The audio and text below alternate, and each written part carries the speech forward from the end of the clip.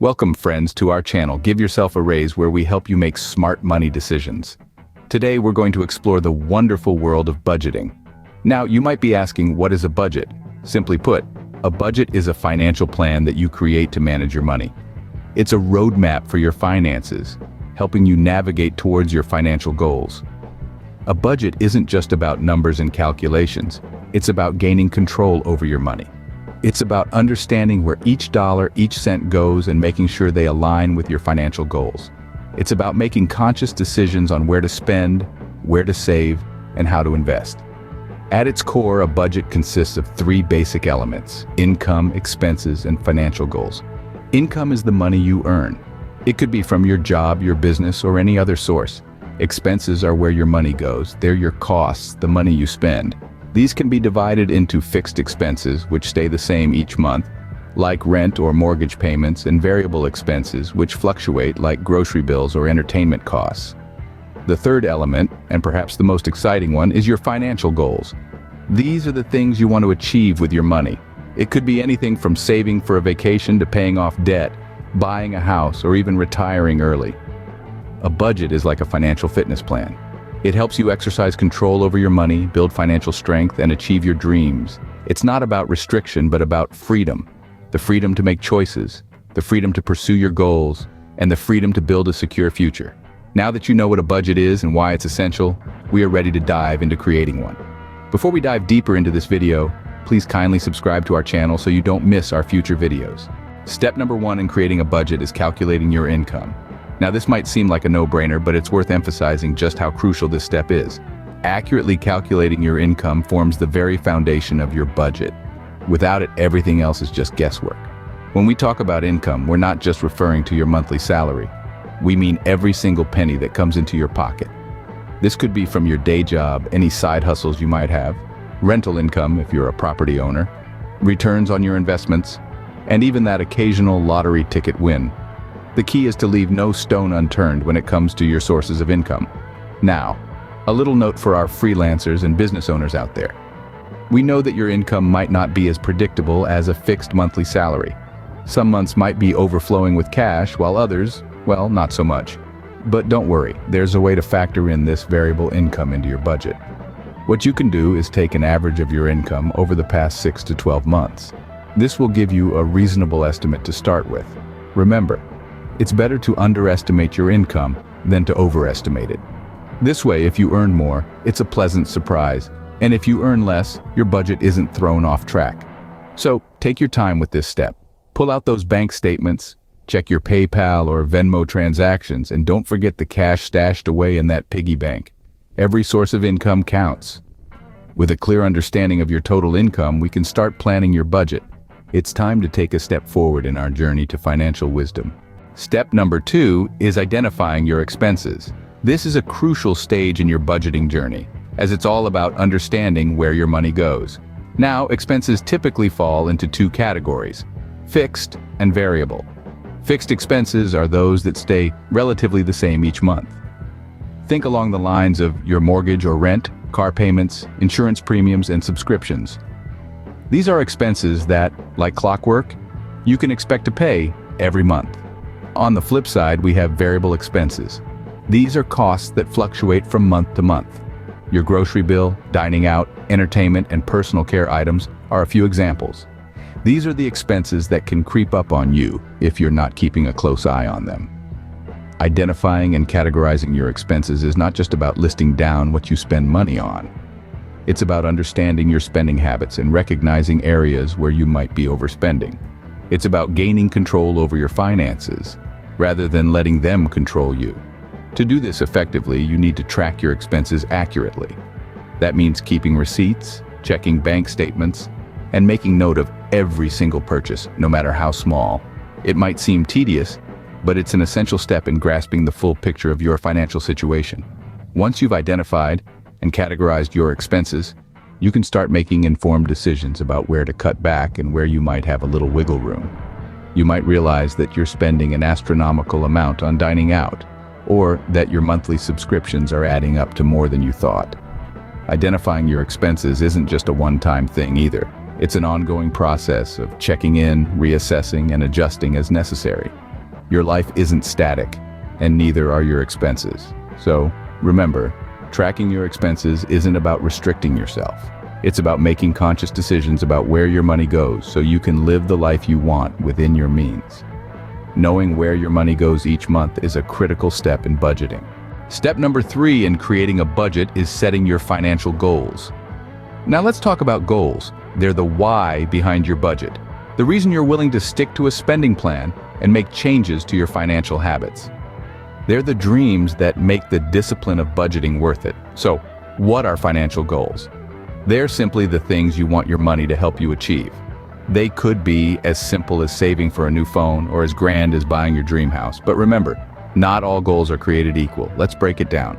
We have short-term goals like that new phone, which can be achieved in less than a year. Then we have mid-term goals, like a down payment on a house or a car, that might take anywhere from 1 to 5 years. And finally, we have long-term goals, like retirement or children's education, which are usually more than 5 years away. Now, how do you set these goals? Well, you might have heard of SMART goals. They're specific, measurable, achievable, relevant, and time-bound. Let's apply that to financial goals. A specific goal is clear and well-defined. Instead of saying, I want to save money, say, I want to save $5,000. Make it measurable. This means you should be able to track your progress. Achievable? Well, it should be realistic. Don't aim to save $1 million in a year if your income doesn't allow it. Relevant goals align with your life and your other objectives. And time-bound? Every goal needs a target date to keep you motivated. So instead of a vague wish, your goal becomes, I want to save $5,000 for a vacation in 2 years. That's a SMART goal. Setting financial goals isn't just about the future, it's about taking control of your money today. Every dollar you spend or save is a step towards your goals. And the best part? When you know what you're working towards, budgeting becomes a whole lot easier. With clear financial goals, you can build a budget that helps you achieve them. Step number 4 is implementing your budget. This is where all the pieces of the financial puzzle come together. You've calculated your income, identified your expenses, and set your financial goals. Now it's time to put it all into action. The key to successful budget implementation is consistency. Creating a budget isn't a one-time event, but a continual process of tracking and adjusting to stay on track. Like a good workout routine, your budget needs to be exercised regularly to keep your financial health in check. There are different budgeting methods to help you implement your budget effectively. One popular method is the 50-30-20 rule. This rule suggests that 50% of your income should go to your needs, 30% to your wants, and the remaining 20% to savings or paying off debt. It's a simple and flexible strategy that can adapt to various income levels and financial goals. Yet the 50-30-20 rule is not a one-size-fits-all solution. Depending on your specific situation, you may need to adjust the percentages. For example, if you're heavily in debt, you might want to allocate a larger percentage to paying off your debt. If you're saving for a big purchase, you might want to increase the savings portion. Choosing a budgeting method isn't about finding the perfect formula, but finding what works best for you. It's like choosing a diet plan. You don't necessarily need the trendiest or most popular one. You need the one that suits your lifestyle, your preferences, and your financial goals. Remember, the goal of implementing your budget is not to restrict your spending, but to empower you. It's about taking control of your money, rather than letting your money control you. It's about making conscious decisions about where your money goes, so you can achieve your financial goals and live the life you want. Once you've implemented your budget, you're on your way to financial control. The journey may not always be smooth, but with consistency and determination, you'll be steering your financial ship towards a secure and prosperous future. The final step in creating a budget is monitoring and adjusting it. So you've calculated your income, identified your expenses, set your financial goals, and implemented your budget. But the journey doesn't end there. Budgeting isn't a set-it-and-forget-it process. It's a living, breathing entity that needs regular checkups and adjustments to keep it healthy and effective. Think of your budget as a financial roadmap. As with any journey, there might be roadblocks, detours, or unexpected expenses along the way. That's why it's important to review your budget regularly, to make sure you're still on the path towards your financial goals. A common mistake many people make is to create a budget and then ignore it. But a neglected budget is like a neglected garden. It won't flourish and produce the results you want without regular care and attention. So, how often should you review your budget? Ideally, it would be best if you gave it a once-over each month. This allows you to spot any trends or changes in your spending and income. Maybe you're spending more on groceries than you anticipated, or perhaps you've received a pay raise. Regular reviews allow you to spot these changes and adjust your budget accordingly. And speaking of adjustments, let's clarify what that means. Adjusting your budget doesn't necessarily mean slashing your expenses or finding additional sources of income, although those can be valid strategies. Sometimes adjustment could be as simple as reallocating funds from one category to another to better match your spending habits. Or it could mean tweaking your financial goals to be more realistic and achievable. Lastly, be aware of common budgeting obstacles and mistakes. These can include underestimating expenses, forgetting to account for irregular expenses like annual insurance premiums or car maintenance, or being too rigid with your budget. Remember, your budget is a tool to help you, not a chain to bind you. It needs to be flexible enough to adapt to your life's ebb and flow. By monitoring and adjusting your budget regularly, you can stay on track with your financial goals. And remember, it's okay to make mistakes along the way. There are opportunities to learn and grow. The most important thing is to keep going, keep learning, and keep striving towards your financial goals. So there you have it. Budgeting 101. How to make a budget in 5 simple steps. We've covered a lot of ground today, and in case you're feeling a bit overwhelmed, let's take a moment to recap what we've learned. First, we defined what a budget is. It's a financial plan that helps us manage our income and expenses.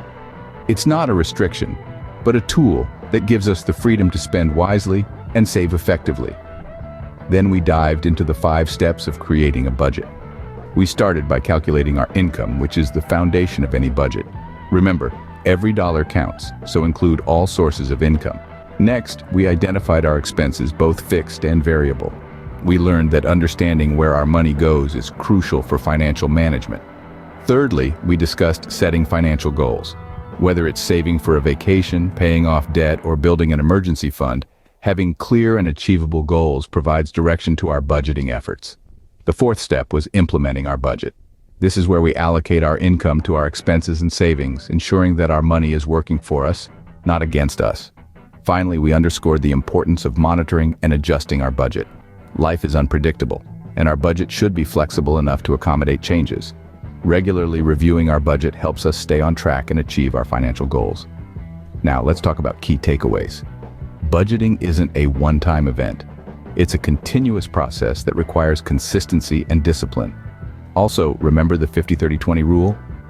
50% of your income should go towards needs, 30% towards wants, and 20% towards savings and debt repayments. This simple guideline can help you maintain a balanced budget. And don't forget to choose a budgeting tool that suits your lifestyle. Whether it's a simple spreadsheet or a sophisticated app, find a method that makes budgeting easy and enjoyable for you. Common obstacles?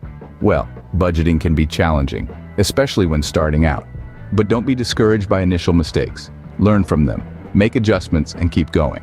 Remember, the journey to financial freedom is a marathon, not a sprint. If you found this video useful, please leave a comment below and let us know what money topics you would like us to cover next. Remember, budgeting is the first step towards financial freedom. Thank you for watching. Please subscribe to our channel.